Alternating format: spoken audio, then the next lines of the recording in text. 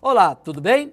Eu sou o professor Amarildo Vieira e hoje nós estamos novamente aqui para estudarmos o texto de Maria Teresa Mantoan, o que é, por que e como fazer a inclusão escolar. Então vamos lá, eu já vou alertá-los, inclusão escolar é algo muito mais amplo do que o senso comum fala, hein? Então fique atento para isso. Avancemos. Concepção, então vamos entender qual que é a concepção dela, né? A educação inclusiva, preste bem atenção, deve acolher todas as pessoas sem exceção, respeitando as diferenças e garantindo a todos os direitos da educação. Percebeu, então? Aquilo que eu já falei na introdução, é algo muito mais amplo do que o senso comum coloca. E ela já pontua que a educação inclusiva, ela não pode ter exceção. É incluir todo mundo. E aí ele avança. Ação reflexiva. É preciso nos habituar a aprender constantemente nossas ações individuais ou coletivas. O que é ação reflexiva, gente? A ação reflexiva é nada mais, nada menos do que o educador, ele estar sempre estudando, sempre refletindo sobre a sua prática educativa, a sua prática dentro da escola, dentro da sala de aula. É refletir e repensar, ressignificar tudo aquilo que ele faz em sala de aula, a sua prática educativa. Avançando, aí tem a citação, olha a citação. Vamos pegar a autora pela autora, olha o que ela diz.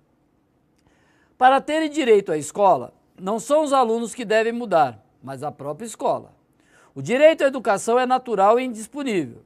Por isso não faço acordos quando me proponho a lutar por uma escola para todos, sem discriminação, sem ensino à parte, para os mais ou para os menos privilegiados.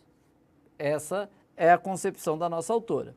E, portanto, a partir dessa concepção, ela faz uma proposta. Então, ela coloca que a educação escolar não pode e nem deve ser pensada senão a partir de uma ideia de formação integral do estudante ou do aluno. Então, veja só, o aluno ou estudante, ele precisa ter a sua formação, e formação integral, destaca a isso, como o principal objetivo da escola. Por isso que ela coloca, segundo suas capacidades e seu talento. Perfeito? Agora, como? A partir de um ensino participativo, solidário, acolhedor. E aí ela avança. Inclusão escolar. O que é? Crises e paradigmas. Aqui a primeira coisa que ela vai fazer é definir o que é paradigma. Porque ficam falando em paradigma, mas não se define. Então ela parte desse princípio. Aqui então eu vou ler porque é a definição dela. Olha lá. Segundo a nossa autora, paradigmas. O que é? Um conjunto de regras, normas, crenças, valores, princípios que são partilhados por um grupo em um dado momento histórico. Então, essa é a primeira definição, só que aí ela desdobra, e que norteia o nosso comportamento até entrar em crise. Aqui é o ponto, porque não nos satisfazem mais, não dão conta dos problemas que temos que solucionar. Em outras palavras, nós vivemos numa sociedade constituída, certo? Com princípios, valores, etc. Entretanto, esses princípios, valores, etc., estão em crise. Isso, portanto, acaba desembocando numa crise de paradigmas, numa crise de valores, princípios, etc. Sociais, sempre na sociedade, correto? Avançando. Aí ela entra na questão escolar. A escola, ela não está apartada desse contexto, dessa crise dos paradigmas. Aí ela coloca, a exclusão escolar manifesta-se das mais diversas e perversas maneiras. E quase sempre o que está em jogo é a ignorância do aluno diante dos padrões de cientificidade do saber. Aqui é importante, e aqui ela teve uma percepção extremamente interessante. O problema não é apenas o estudante tem problema, é óbvio, como todo ser humano tem. Entretanto, a escola é o problema maior, ou é o problema fundamental. Não adianta querer transformar o estudante se não transformar a escola. é a escola, essa crise dos paradigmas, ela afeta toda a sociedade, sobretudo a escola. E a escola, ao receber esses estudantes, não dão as respostas adequadas, sintonizadas com a realidade presente. Esse é o problema central. Só que, obviamente, é preferível jogar toda a responsabilidade nos educandos, e não no sistema, e não na escola. Aí ela faz a crítica. Ocorre que a escola se democratizou, abrindo-se a novos grupos sociais. Isso é um ponto positivo, mas não aos novos conhecimentos. Em outras palavras, a escola recebeu novos grupos sociais, mas ela não tem uma concepção de escola ou pedagógica que esteja sintonizada ou lhe permita acolher, receber esses novos grupos sociais, como ela chama. Nesse sentido, ela coloca que é exatamente por isso que exclui o que ignoram, o conhecimento que ela valoriza, e assim entende que a democracia é massificação de ensino. Em outras palavras, a escola ela acaba o quê? Não tendo condições de desenvolver um projeto educacional que acolha essas novas ou esses novos grupos sociais. Aí entra no tal do preconceito escolar. Ela vai mostrar, portanto, que os sistemas escolares estão montados, olha só, é importante isso daqui não é simplesmente uma frase, montados, ela está querendo dizer que ele já está estabelecido a partir de um pensamento que recorta a realidade. Se recorta a realidade, é um pensamento fragmentado. Se é um pensamento fragmentado, consequentemente, não dará respostas necessárias para a sociedade, que permite dividir os alunos em normais e deficientes. As modalidades de ensino irregular é especial. Os professores e especialistas nessa e naquela manifestação das diferenças. Em outras palavras, é uma escola extremamente preconceituosa, que rotula o educando e que faz um processo de seleção entre os normais e os deficientes. Ora, isso não é uma escola. A escola deve ser inclusiva. Portanto, esse tipo de escola que existe não é. E aí ela continua. Ignora o subjetivo, o afetivo, o criador, sem os quais não conseguimos romper com o velho modelo escolar para produzir a reviravolta que a inclusão impõe. Em outras palavras, é uma escola que ela não é uma escola humanista.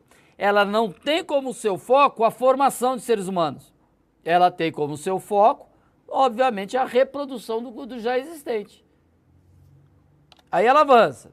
Uma escola inclusiva. O que é, então, uma escola inclusiva? Aí ela define. Precisa que seus planos, olha só, seus planos, se redefinam para uma educação voltada para a cidadania global, plena, livre de preconceitos, que reconheça e valorize as diferenças. Perfeito? Então, aqui já dá para observar o que é uma escola inclusiva. É uma escola que não tenha preconceitos, é uma escola que trabalha com a diversidade, é uma escola que trabalha com a multiculturalidade. É uma escola que ela tem como princípio os fundamentos da dignidade humana. Essa que é uma escola inclusiva. Integração ou inclusão? Aqui é uma boa polêmica. Integrar é uma coisa, incluir é outra. Então aí já vamos ver as diferenças. O uso da palavra integração se refere mais especificamente à inserção de alunos com deficiência nas escolas comuns. Em outras palavras, a inserção ou a integração recebe. Agora a discussão é, receber é uma coisa. Aí você, por exemplo, você vai lá e cumpre as leis.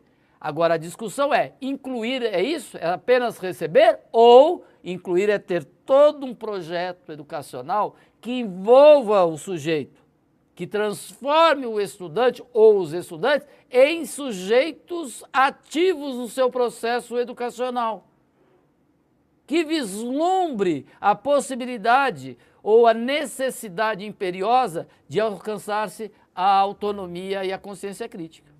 Então são questões dessa natureza que nós temos que pensarmos quando trabalhamos com a questão da inclusão. Aí ela avança, mas seu emprego se dá-se também para designar alunos agrupados em escolas especiais para pessoas com deficiência, ou mesmo em classes especiais, grupos de lazer ou residências para deficientes. Essa daqui, portanto, é a integração. Agora, e a inclusão? Nós veremos mais à frente. Aí ela cita, vamos pegar a citação dela. Em suma, A escola não muda como um todo, mas o aluno tem que mudar para se adaptar às suas exigências. Isso é de uma perversidade atroz. Então ela está mostrando que são os estudantes que têm que se ajustar à escola. Quando, na verdade, é a escola que tem que se ajustar, não os estudantes, mas a sociedade e a realidade presente. Ah lá, agora ela vai trabalhar com a ideia de inclusão escolar. A inclusão questiona. Então já mostra aí. Não somente as políticas e a organização da educação especial e da regular. Agora, o que é interessante? Mas também o próprio conceito de integração. Todos os alunos, sem exceção, devem frequentar as salas de aula de ensino regular.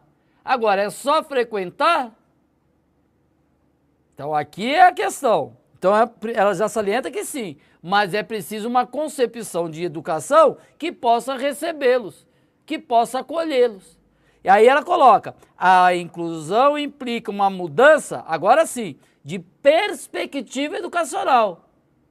Então não basta apenas receber, a escola tem que ter uma concepção de educação que lhe permita receber, porque não atinge apenas os alunos com deficiência e os que apresentam dificuldade de aprender, mas todos os demais. Então a escola é que precisa ser renovada, é a escola que precisa ser repensada. Então a discussão é, como fazer a inclusão escolar? A inclusão é uma inovação, sim, esse é o ponto, que implica um esforço de modernização das condições atuais da maioria de nossas escolas, especialmente de nível básico. Quando ela coloca a melhoria, a modernização das escolas, ela está falando no sentido bem amplo, é desde a estrutura até a parte administrativa, até a parte educacional, envolve tudo, como nós vamos ver. Propostas, aqui ó.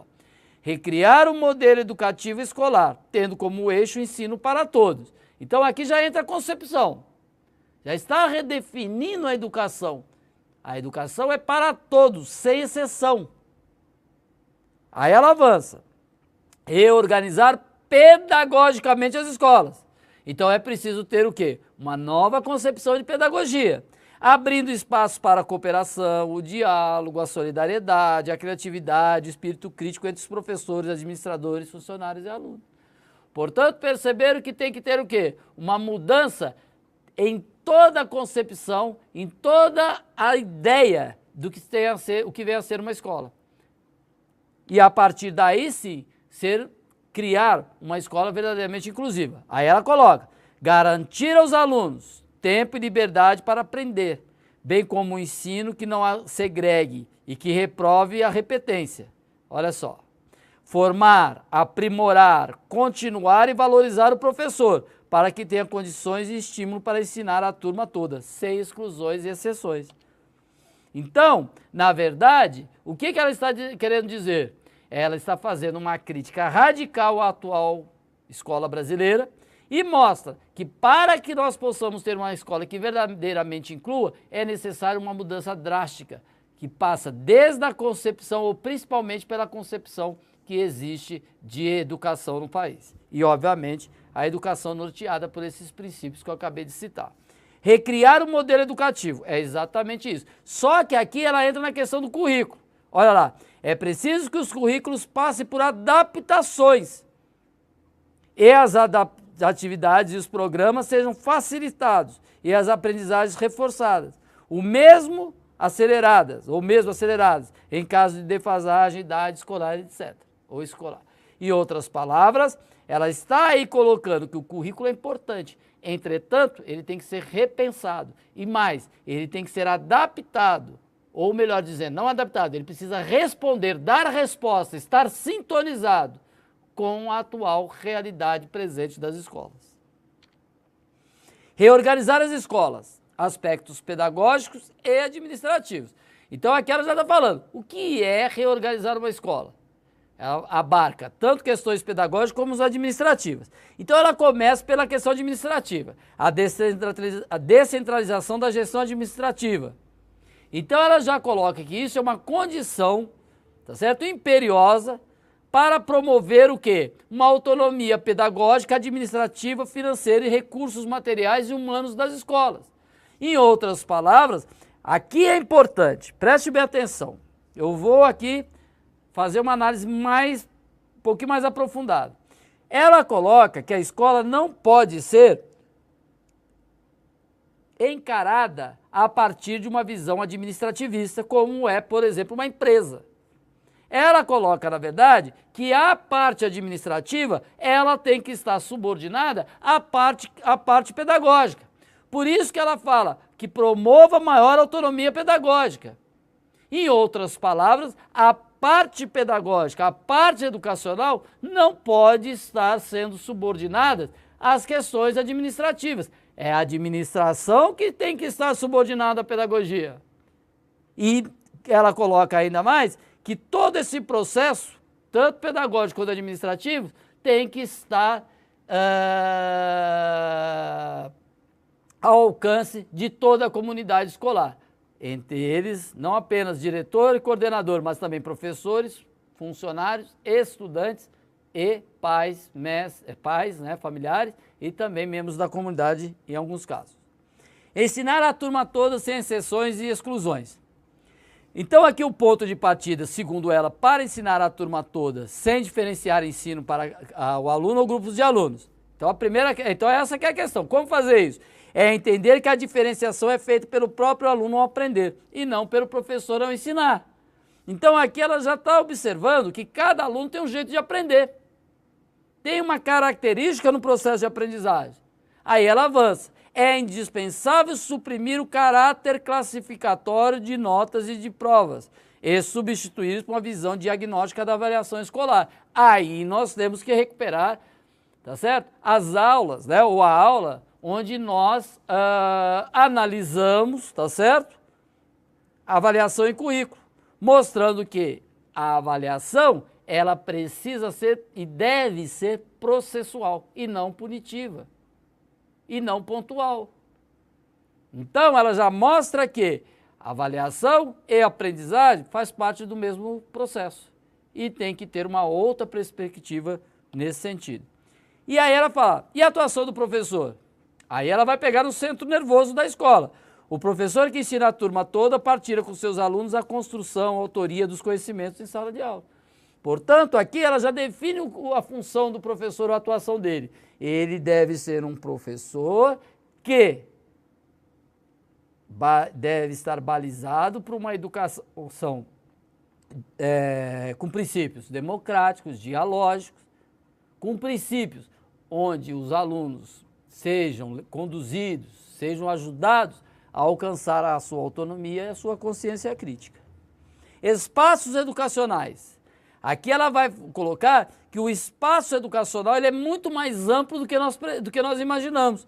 Ele não é um espaço educacional que fica circunscrito à sala de aula. Por isso que ela fala, é preciso explorar os espaços educacionais com seus alunos, buscando perceber o que cada um deles consegue aprender do que está sendo estudado e como procede ao avançar nessa exploração. Os espaços educacionais, portanto, são algo muito mais amplo e esses alunos precisam ser convidados a participar. Aí ele fala a importância novamente do professor. O professor não deve, ou melhor dizendo, não procurará eliminar as diferenças em favor de uma suposta igualdade do alunado, porque eles não são iguais, eles são diferentes, inclusive no processo de aprendizagem. Uns têm um ritmo mais rápido, outros não. Estará atento à singularidade das vozes, olha lá, que compõem a turma, promovendo o diálogo entre elas, contrapondo-as, complementando-as. Certo? Então o educador, o professor, ele tem que trabalhar dentro de uma sala de aula onde ele consiga identificar as particularidades e as singularidades de cada um dos alunos envolvidos em sala de aula. Como se preparar para ser um professor inclusivo? Aí ela vai falar, ninguém nasce como professor inclusivo. Esse professor ele é formado, ele passa por um processo de formação. Aí ela coloca, como se dá esse processo de formação? Pode se dar por cursos, oficinas e outros eventos de atualização e aperfeiçoamento, que são indicados na formação para melhorar sua atuação diante de assuntos muito particularizados. Então aqui é importante dizer, ou é importante recuperar a tese, né, ou a avaliação segundo a qual O professor, ele é um ser, um profissional, um sujeito extremamente importante da educação e que está num processo contínuo de formação. Nenhum professor pode ficar estagnado no que se refere à sua formação intelectual e na sua formação prática enquanto professor. É um processo contínuo, dinâmico. Professor das redes. Aqui ela vai lembrar desses professores das redes públicas e vai mostrar o quanto eles são importantes e o quanto eles têm a oferecer. Por isso que ela coloca: não se pode excluir a possibilidade desses cursos serem oferecidos também por professores da própria rede de ensino, que são convidados por reconhecimento do valor da contribuição a ser propiciada aos colegas interessados. Então, a partir daí, ela tenta valorizar esses professores, mostrando o quanto eles são importantes numa sala de aula.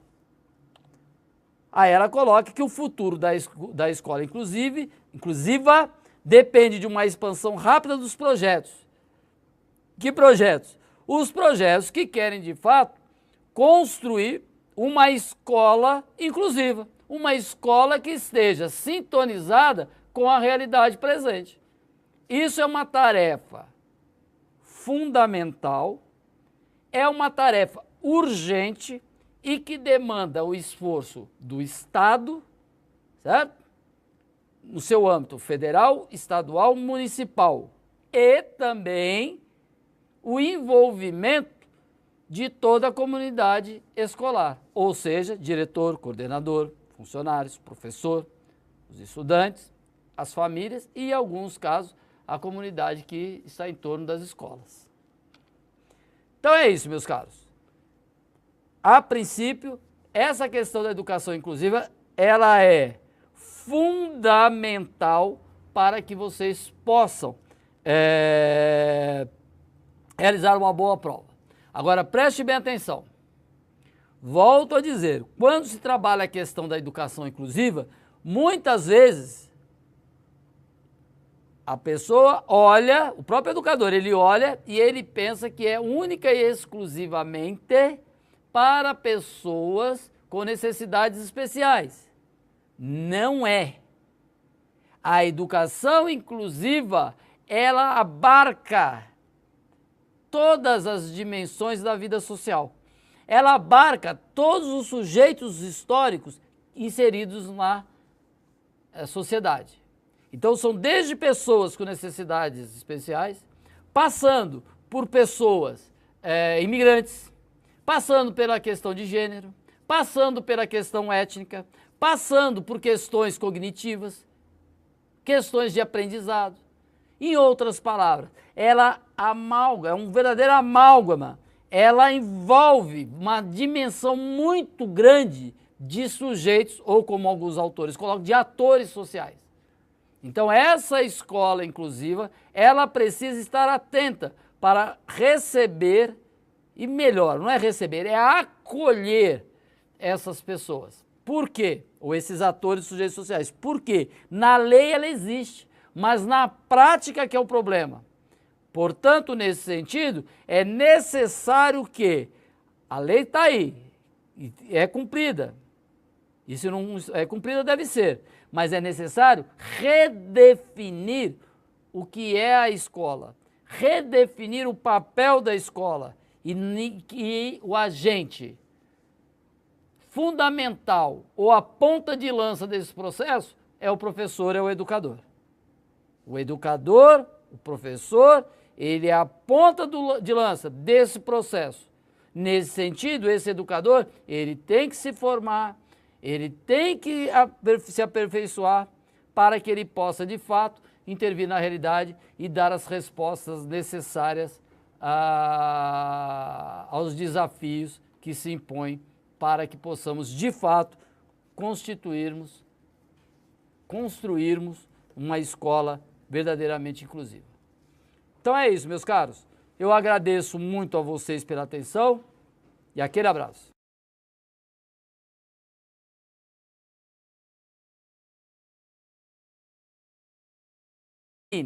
precisa que seus planos, olha só, seus planos, se redefinam para uma educação voltada para a cidadania global, plena, livre de preconceitos, que reconheça e valorize as diferenças. Perfeito?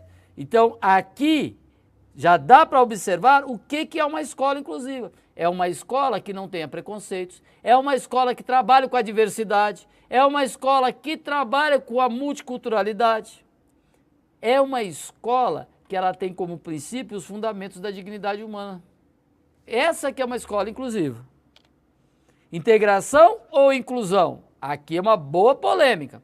Integrar é uma coisa, incluir é outra. Então aí já vamos ver as diferenças. O uso da palavra integração se refere mais especificamente à inserção de alunos com deficiência nas escolas comuns. Em outras palavras, a inserção ou a integração recebe. Agora a discussão é, receber é uma coisa. Aí você, por exemplo, você vai lá e cumpre as leis. Agora a discussão é, incluir é isso? É apenas receber? Ou incluir é ter todo um projeto educacional que envolva o sujeito, que transforme o estudante ou os estudantes em sujeitos ativos no seu processo educacional, que vislumbre a possibilidade ou a necessidade imperiosa de alcançar-se a autonomia e a consciência crítica.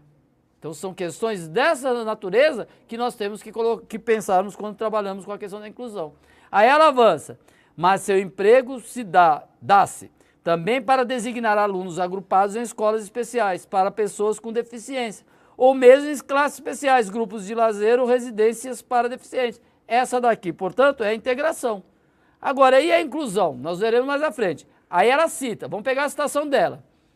Em suma, a escola não muda como um todo, mas o aluno tem que mudar para se adaptar às suas exigências.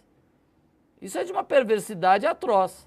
Então ela está mostrando que são os estudantes que têm que se ajustar à escola, quando na verdade é a escola que tem que se ajustar, não os estudantes, mas a sociedade e a realidade presente. Ah lá, agora ela vai trabalhar com a ideia de inclusão escolar. A inclusão questiona. Então já mostra aí. Não somente as políticas e a organização da educação especial e da regular. Agora, o que é interessante? Mas também o próprio conceito de integração. Todos os alunos, sem exceção, devem frequentar as salas de aula de ensino regular. Agora, é só frequentar?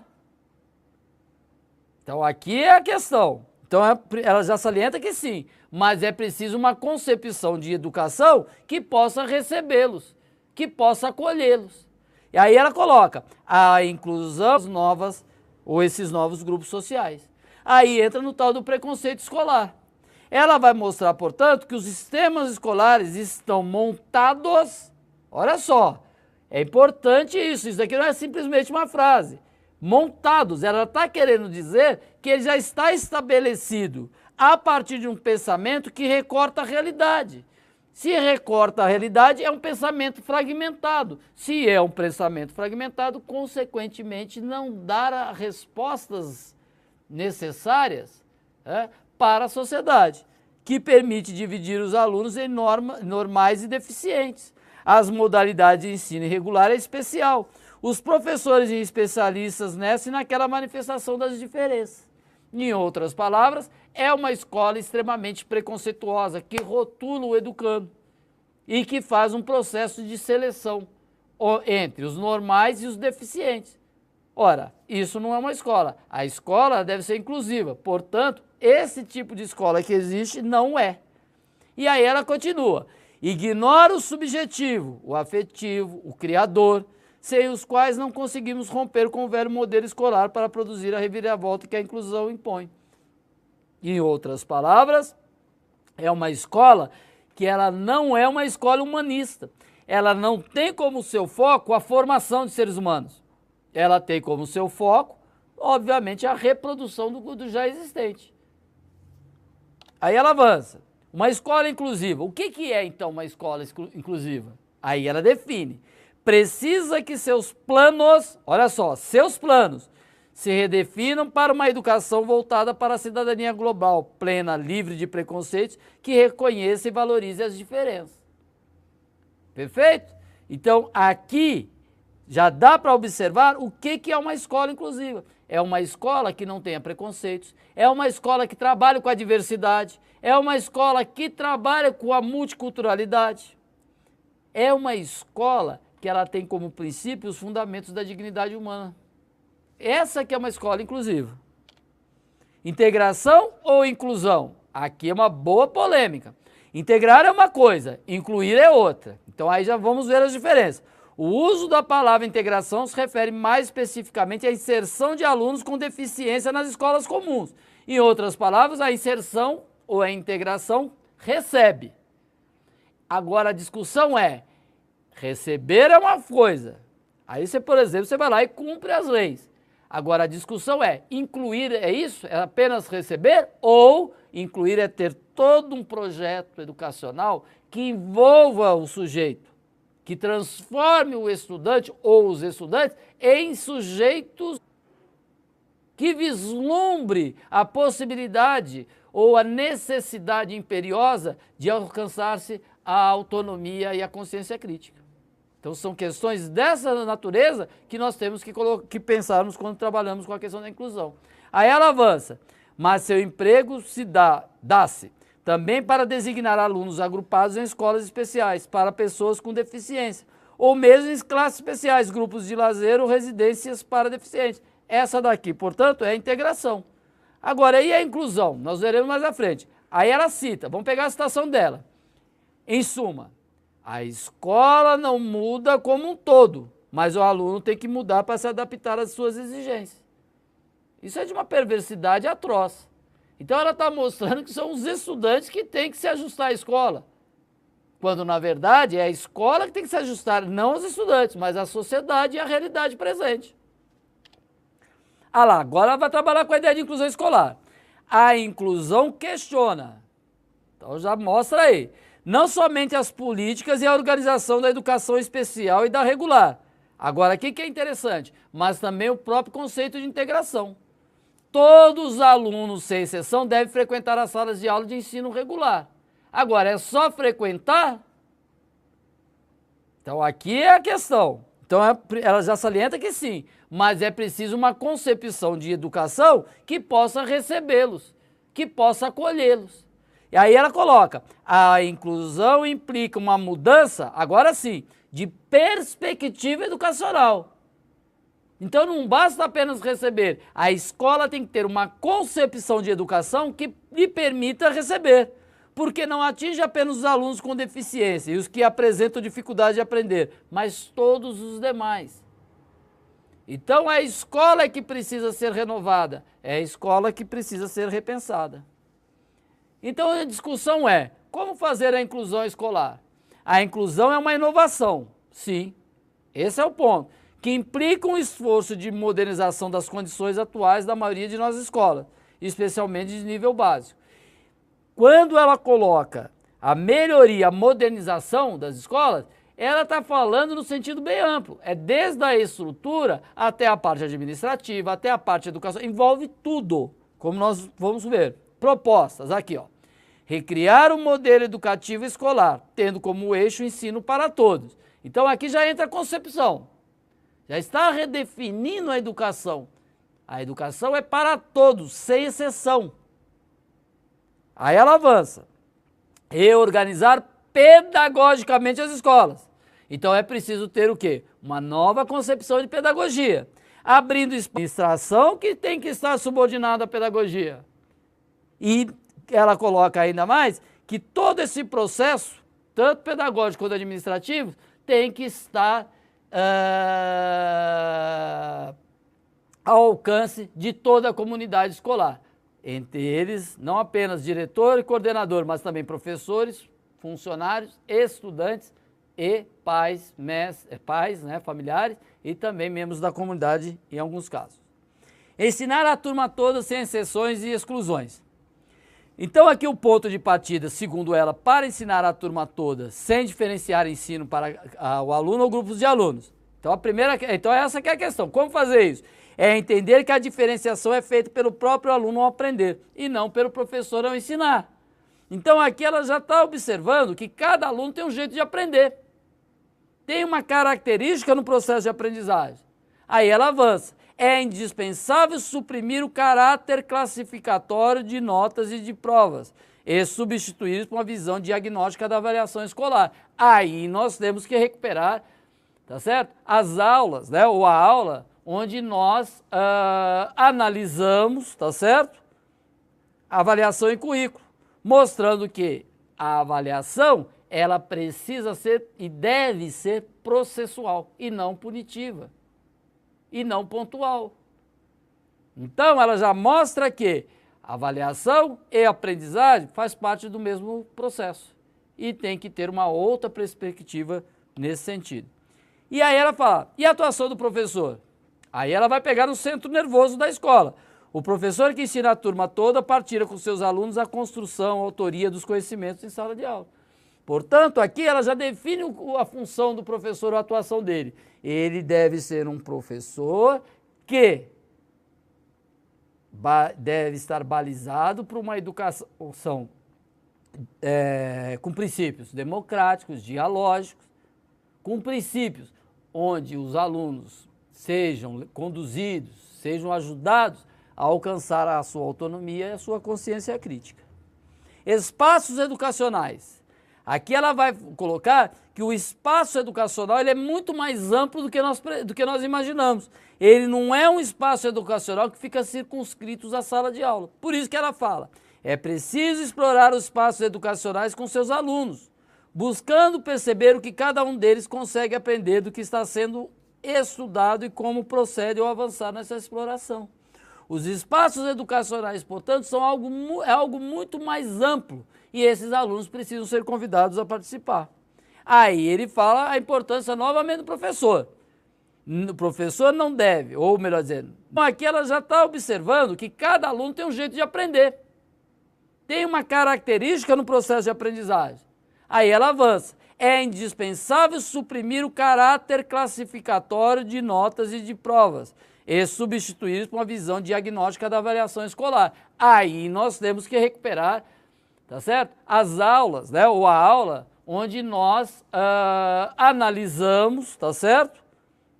A avaliação em currículo, mostrando que a avaliação ela precisa ser e deve ser processual e não punitiva e não pontual. Então ela já mostra que avaliação e aprendizagem faz parte do mesmo processo e tem que ter uma outra perspectiva nesse sentido. E aí ela fala, e a atuação do professor? Aí ela vai pegar no centro nervoso da escola. O professor que ensina a turma toda partilha com seus alunos a construção, a autoria dos conhecimentos em sala de aula. Portanto, aqui ela já define a função do professor, a atuação dele. Ele deve ser um professor que deve estar balizado por uma educação com princípios democráticos, dialógicos, com princípios onde os alunos sejam conduzidos, sejam ajudados a alcançar a sua autonomia e a sua consciência crítica. Espaços educacionais. Aqui ela vai colocar que o espaço educacional ele é muito mais amplo do que nós imaginamos. Ele não é um espaço educacional que fica circunscrito à sala de aula. Por isso que ela fala, é preciso explorar os espaços educacionais com seus alunos, buscando perceber o que cada um deles consegue aprender do que está sendo estudado e como procede ao avançar nessa exploração. Os espaços educacionais, portanto, são algo muito mais amplo e esses alunos precisam ser convidados a participar. Aí ele fala a importância novamente do professor.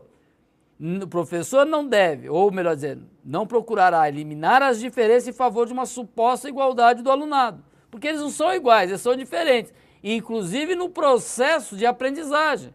Uns têm um ritmo mais rápido, outros não. Estará atento à singularidade das vozes, olha lá, que compõem a turma, promovendo o diálogo entre elas, contrapondo-as, complementando-as, certo? Então o educador, o professor, ele tem que trabalhar dentro de uma sala de aula onde ele consiga identificar as particularidades e as singularidades de cada um dos alunos envolvidos em sala de aula. Como se preparar para ser um professor inclusivo? Aí ela vai falar, ninguém nasce como professor inclusivo. Do que nós imaginamos. Ele não é um espaço educacional que fica circunscrito à sala de aula. Por isso que ela fala, é preciso explorar os espaços educacionais com seus alunos, buscando perceber o que cada um deles consegue aprender do que está sendo estudado e como procede ao avançar nessa exploração. Os espaços educacionais, portanto, são algo muito mais amplo e esses alunos precisam ser convidados a participar. Aí ele fala a importância novamente do professor. O professor não deve, ou melhor dizendo, não procurará eliminar as diferenças em favor de uma suposta igualdade do alunado, porque eles não são iguais, eles são diferentes, inclusive no processo de aprendizagem. Uns têm um ritmo mais rápido, outros não. Estará atento à singularidade das vozes, olha lá, que compõem a turma, promovendo o diálogo entre elas, contrapondo-as, complementando-as, certo? Então o educador, o professor, ele tem que trabalhar dentro de uma sala de aula onde ele consiga identificar as particularidades e as singularidades de cada um dos alunos envolvidos em sala de aula. Como se preparar para ser um professor inclusivo? Aí ela vai falar, ninguém nasce como professor inclusivo. Esse professor, ele é formado, passa por um processo de formação. Aí ela coloca, como se dá esse processo de formação? Pode se dar por cursos, oficinas e outros eventos de atualização e aperfeiçoamento, que são indicados na formação para melhorar sua atuação diante de assuntos muito particularizados. Então aqui é importante dizer, ou é importante recuperar a tese, né, ou a avaliação segundo a qual o professor, ele é um ser, um profissional, um sujeito extremamente importante da educação e que está num processo contínuo de formação. Nenhum professor pode ficar estagnado no que se refere à sua formação intelectual e na sua formação prática enquanto professor. É um processo contínuo, dinâmico. Professor das redes. Aqui ela vai lembrar desses professores das redes públicas e vai mostrar o quanto eles são importantes e o quanto eles têm a oferecer. Por isso que ela coloca, não se pode excluir a possibilidade desses cursos serem oferecidos também por professores da própria rede de ensino, que são convidados por reconhecimento do valor da contribuição a ser propiciada aos colegas interessados. Então, a partir daí, ela tenta valorizar esses professores.